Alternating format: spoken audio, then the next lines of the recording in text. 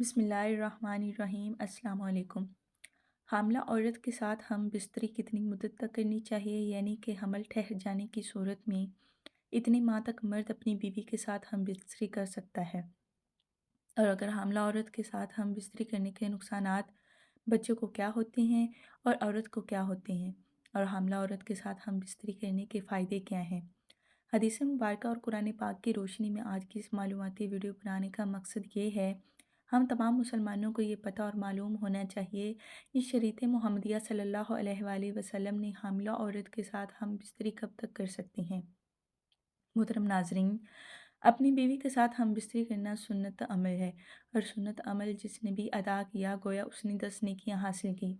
हदीस सही मुस्लिम में हज़रत अब्दुल्ला बिन उमर रज़ी अल्लाह ताला अन्हु फरमाते हैं कि अल्लाह ताला इन मियाँ बीवी पर राज़ी होता है जो सर्द रातों में हम बिस्तरी करते हैं और रब के डर से ठंडे पानी से गुस्ल करते हैं और इसकी रज़ा पर राज़ी होते हैं।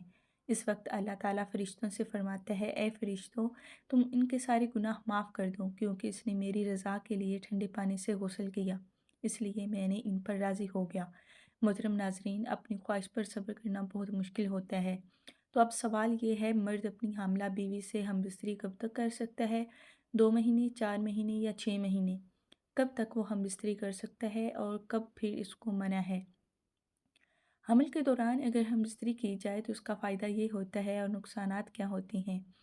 हामिला औरत इससे से हामिला औरत से हम बिस्तरी कितने महीनों तक एक खाविंद कर सकता है, तो जवाब बड़ी तवज्जो से सुनिएगा। पहले तो ये बात समझना होगी किन किन सूरतों में इस्लाम के अंदर हम बिस्तरी करना मने हैं।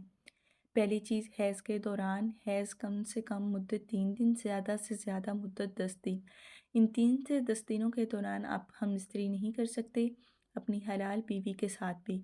कुरान पाक ने औरत के हैज़ के आयाम में मना कर दिया। तर्जुमा कुछ यूँ है, वो सवाल करते हैं नबी पाक सल्लल्लाहु अलैहि वसल्लम से कि हैज़ के बारे में तो अल्लाह के कुरान ने जब आपको कह दिया कि औरतों से जुदा रहो हैज़ के दिनों में, तो हैज़ के कितने दिन हैं? कम से कम 3 और ज़्यादा से ज़्यादा 10 दिन।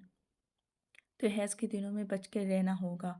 मोहतरम नाज़रीन, दूसरी जगह शरीयत मुहम्मदिया सल्लल्लाहु अलैहि वसल्लम ने जो कैद और मना हलाल बीवी से हम बिस्तरी करने का है, वो है नफास के दिनों में।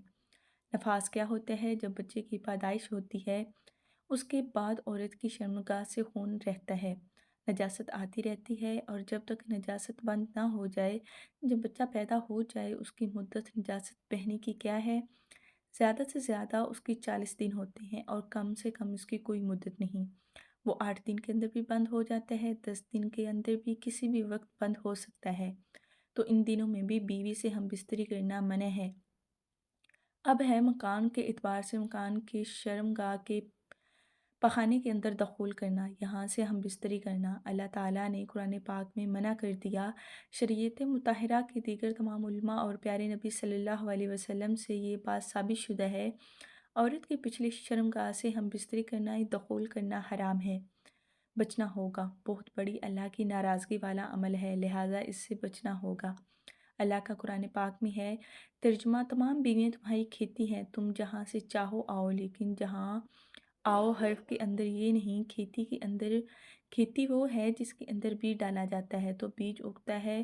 गालिब इम्कान यही होता है, कोई बीमारी लग जाए, कोई और मसला बन जाए, वो अलग बात है, लेकिन गालिब इम्कान कहाँ होता है कि वहाँ से खेत उगता है। जिस खेती के अंदर बीज डाला जाता है, तो बीज की जगह हर्फ जिसको कहा गया वो आगे की शर्मगाह बीवी की है, पीछे की नहीं। वो पखाना है, पखाने की जगह है, नजासत है, इससे बचना होगा। तो अब आते हैं कि आज का जो सवाल है कि कब तक हामला बीवी के साथ हम बिस्तरी कर सकते हैं।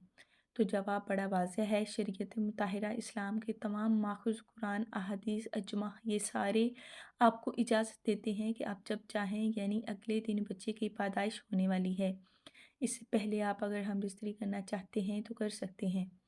आदाब और अपनी बीवी की तबीयत को देखते हुए लेडी डॉक्टर से मशवरा करने के बाद आपके हम बिस्तरी करने से बच्चे को कोई तकलीफ़ हो सकती है, बीवी को कोई तकलीफ़ हो सकती है, किसी किस्म का नुक्स पैदा हो सकता है, कोई परेशानी आ सकती है, तो फिर आपको सब्र करना होगा।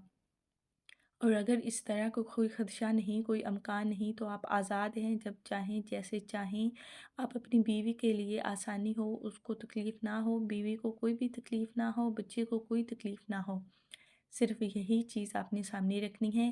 باقی سب کچھ لوگوں کی باتیں اپنی اپنی جگہ پر، ان کو کوئی نہیں دیکھنا۔ صرف اور صرف شریعت آپ کو اس حوالے سے آزاد چھوڑ رہی ہے۔ صرف آپ نے ڈاکٹر کی رائے کا احترام کرنا ہے، لیڈی ڈاکٹر جو مستند مسلمان ڈاکٹر ہونا ضروری ہے۔ وہ حاملہ بیوی کے ساتھ ہم بستری کے فوائد کیا ہیں، فقہا کی رائے ہے، لیکن یہ رائے انتہائی مسن کتاب کے اندر لکھی ہے۔ رب المختاریہ فتویٰ کی بہت بڑی کتاب دارالفتح کا یہ حصہ کتاب بڑی معتبر ہے، جس کا صفحہ نمبر 49 جلد نمبر 3 پر یہ بات موجود ہے کہ اگر حاملہ بیوی سے ہم بستری کی جائے تو بچہ اس کی قوت سماعت کے اندر اضافہ ہوتا ہے، مضبوط ہوتی ہے، اس کے بال بڑھتے ہیں، اور تیسری چیز یہ کہ اس کی بینائی تیز ہوتی ہے۔ یہ فائدے ہیں اس عمل کے، اگر اس کو سوچ کے ساتھ یقین کے ساتھ کیا جائے تو انشاءاللہ یہ فائدہ حاصل ہوگا۔ اور ظاہری سی بات ہے، خواہش تو پوری کرنی ہے، انسان کو اللہ تعالیٰ نے پیدا کیا ہے، اس کا سامان بھی پیدا کیا ہے، خواہش کو پورا کرنے کے حلال طریقے جو بندہ پورا کر رہا ہے تو اس پر کوئی پابندی نہیں۔ اللہ رب العزت سب کو اپنی بیویوں کے ساتھ حسن سلوک سے اور شریعت محمدیہ صلی اللہ علیہ وآلہ وسلم پر عمل کرنے کی توفیق عطا فرمائے، اور ہم سب مسلمانوں کا حامی و ناصر ہو۔ جزاک اللہ خیر۔ ناظرین، اگر آپ کو میری ویڈیو پسند آئی ہے تو میری چینل کو سبسکرائب ضرور کریں۔ شکریہ، اللہ حافظ۔